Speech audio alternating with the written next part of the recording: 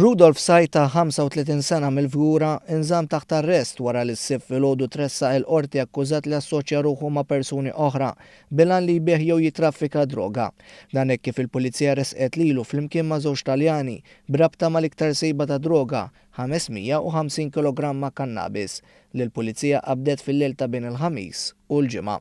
F'dan il-każ il-Pulizija sabet 20 kg ta' pjanta kannabis fil-karozza ta' Sajd li kienet ipparkjata f'parkeġġ San Ġiljan. Preżenti fl-awla tal-qorti kien hemm il-familja u tfajla tiegħu li kienet imbikma hekk kif semet l-akkużi fil-konfront tiegħu. Viżibilment anzjuż Sajd li jaħdem bħala sales representative ma' kumpanija lokali wieġeb mhux ħati għall-akkużi fil-konfront tiegħu mill-prosekuzzjoni mmexxija mill-Ispettur Kevin Pulis. Fid-diviża tagħhom l-avukati tiegħu Mario Mifsud, Franco De Bono u Robert Montalto spjegaw kif l-akkużat qatt ma xeref difreħ mal-ġustizzja u għandu kondotta tajba. Il-Maġistrat Grazzjo Merċieqa ma tax il-ħelsien mill-arrest bl-akkużat inżamm arrestat u ttieħed fil-faċilità korrettiva ta' Gordin. Inżammu arrestati wkoll iż-żewġ Taljani.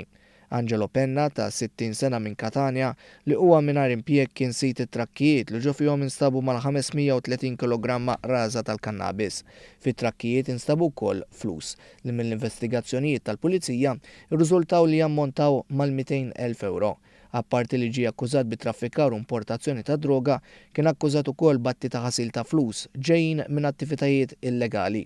L-istess akkużi saru fil-konfront ta' Taljan ieħor Cristofaro Paratore ta' 42 sena minn Katania wkoll.